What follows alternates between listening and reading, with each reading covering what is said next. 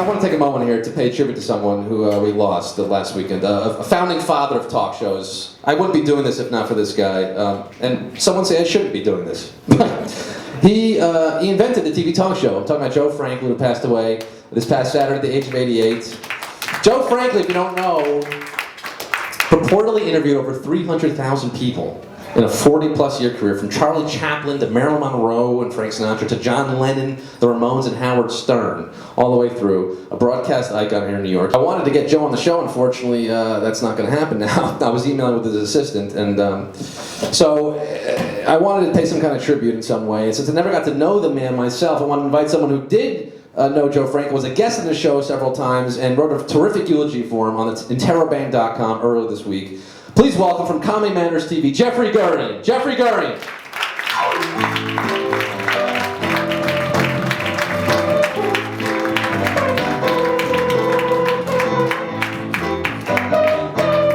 Thank you.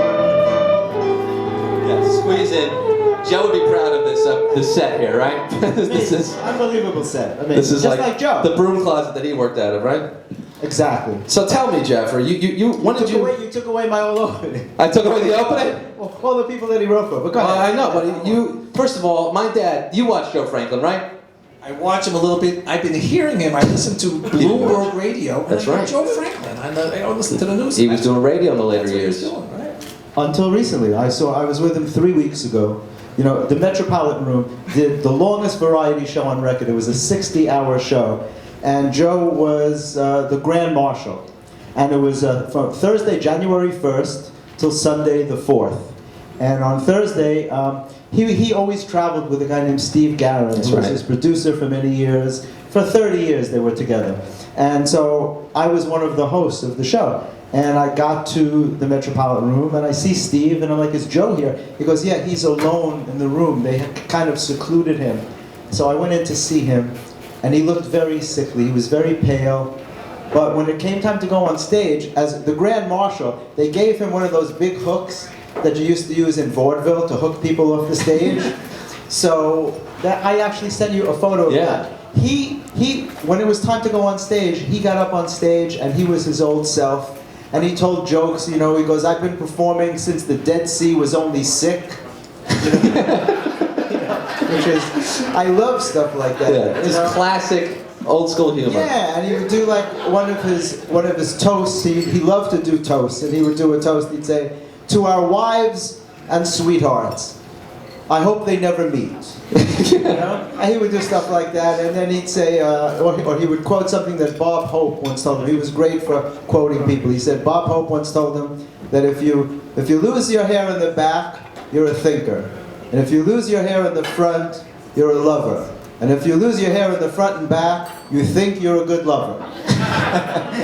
And it was that kind of stuff, and I loved that stuff because I knew Milton Berle was my sponsor in the Friars Club, so I was used to those kind of jokes, you know, Henny Youngman, Red Buttons. I had the pleasure of knowing all those legendary guys. All these great comics. And you appeared as a guest on Joe Franklin's show. Several times. And as a matter of fact, you know, Joe had this habit when he'd see you, first of all, he made everybody feel welcome.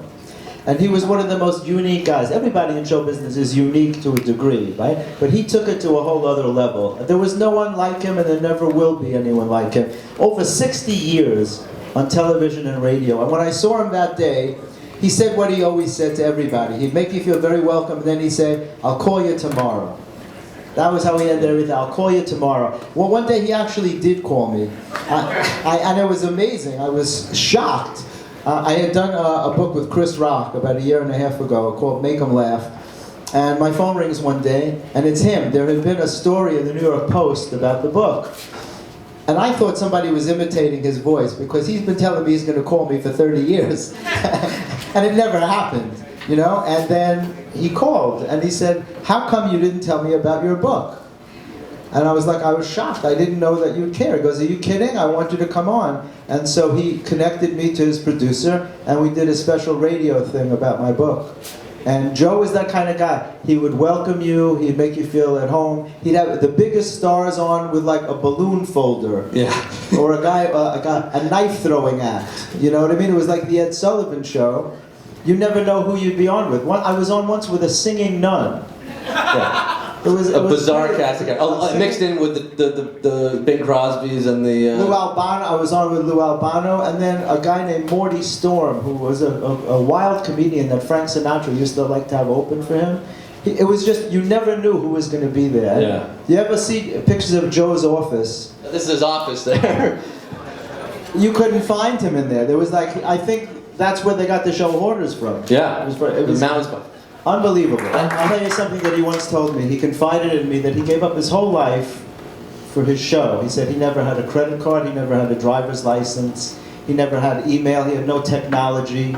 It was only recently that I found that he actually had a son, that he was once married.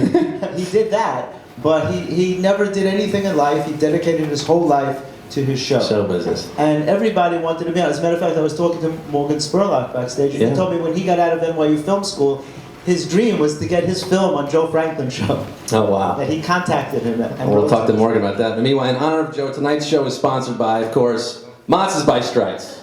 The unleavened... What else? The unleavened experience of a lifetime. Well, Jeffrey, it was a pleasure talking to you. Thank you for sharing your memories with Joe Franklin. Comedy writer, comedian, Jeffrey Gurian, and Joe Franklin, everybody. Rest in peace, Joe. You'll be missed.